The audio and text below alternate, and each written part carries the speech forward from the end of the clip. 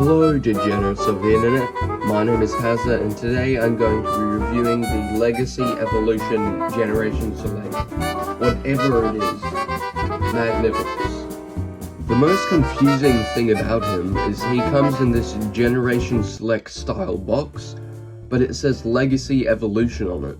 I don't know why they decided to do that. They should have just kept it as Generation Select, because most figures like this are Generation Select, since this guy is of a toy that released as a Preceptor repaint. Overall, this box has nice detail on it. You can see Matnificus, all the legal stuff down here, but really it should have just been a normal Gen Select box, or they should have made it a Legacy Evolution one. It's pretty fun to open though. This little part on the bottom opens up, and then you can see the figure would be in here in this little cardboard cutout, which I kind of like this style of box better than the normal one, but that's just me. Alright, that's enough of the box. Let's talk about the dude. Part of me feels the SS86 Preceptor mod was made for this repaint. It just matches these colors so much more than Preceptor's colors. And because he's a Studio Series 86 mod repaint, he's not overly panel lined like some other figures that are supposed to be G1-esque. Like this man. Lot of peace, please come. No. Anyways, this figure's not bad. Oh, and the head sculpt on this guy is so amazing. It's so simple, it's blocky, it's amazing. The yellow eyes really shine through on the face. It's just that my light's not getting the right angle. It's perfect.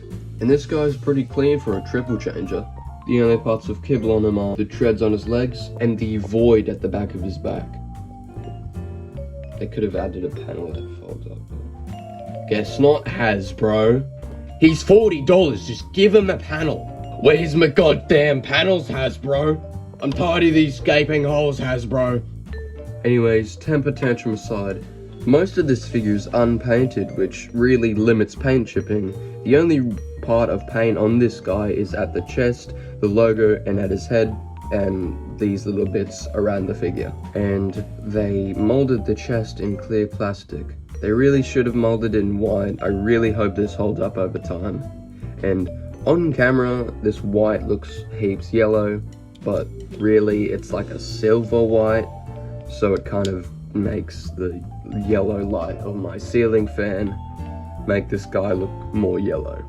And with little paint on this guy, it makes him fun to pose. His cannon is on a ratchet, a hinge, can get a lot of movement from that, and it can also hinge out like this, but that's more for the transformation. He's a ball joint at the head. He can look up barely any, and down barely any. It allows for some pretty decent tilt and a swivel. You can also make work of that transformation joint to make him look up a bit more. His shoulders are on ball joints, full unhindered swivel, and that is beautiful. Here's a bicep cut, 90-degree bend at the elbow, and no wrist articulation, but you can work that transformation joint to do that, but that doesn't look right. His chest panel can move down. Again, that's more for the transformation. You can make it look like he's inspecting something. He's a full unhindered waist swivel. He can kick out to the sides. Really nice. Wish these joints were on some sort of clicky ratchet, but they're not. Like, they stay for a bit, but then they just unclick, and it's so annoying. You can kick out that far and back that far. He's a swivel at the thigh.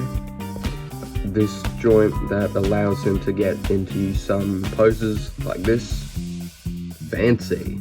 Again, it's still very loose. He's a bit past 90 bend at the knee. That's really good. And an amazing ankle pivot. This is beautiful. Overall, posability is amazing. I just wish he was a bit more solid in these two leg joints. For size comparisons, we have Hauser.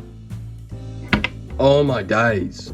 Hi Toys 2021, Godzilla, and Earthrise / Netflix, Optimus Prime. You might be wondering, Hilda, where's accessories? I lost his gun. Here's a photo I found on Google. Looks pretty nice. Yeah, sad. Sad. And now let's transform this guy. Twice.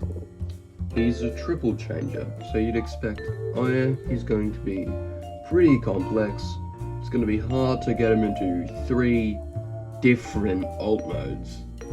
So yeah, let's see how this goes.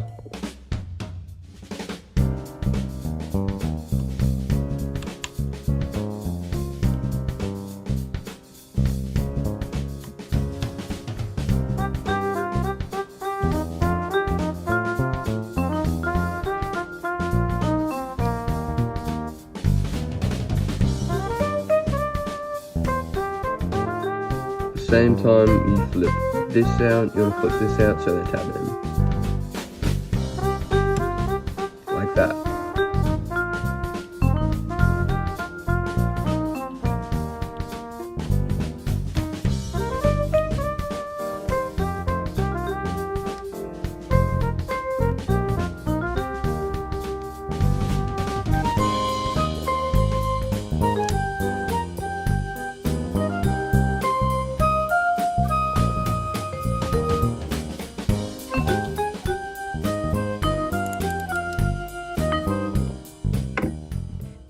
And here we have the microscope thing.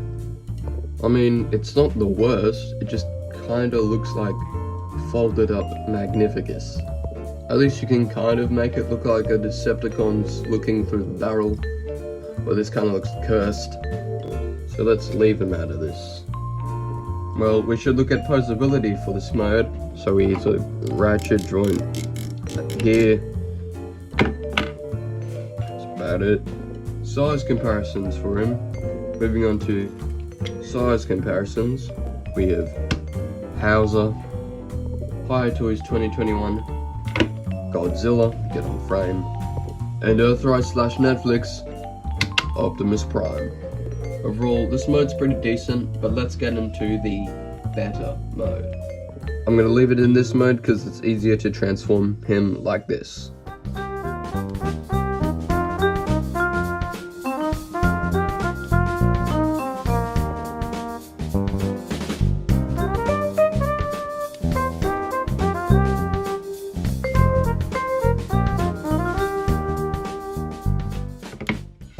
Here we have his tank mode. Out of the two, I think it's the stronger of the modes. But still, it kind of looks like him folded up. It can slide pretty good. Doesn't have any wheels on the bottom to make him roll. But at least it's not like Mr. Dorito Soundwave over here, who slides on clear painted plastic. Moving into size comparisons, we have Hauser, Hi Toys 2021 Godzilla, and Earthrise / Netflix, Optimus Prime. Overall, I think this figure's great. He's pretty well built, he is amazing deco, he's just fun to handle. His alt modes aren't the best, but they're not the worst. They're fun to transform to. They're not something overly stupid and something that would damage the robot mode. And overall, it's just fun to mess with. I rate this guy a 4 out of 5. Also, we're doing a toy hunt video next. I hope you're happy.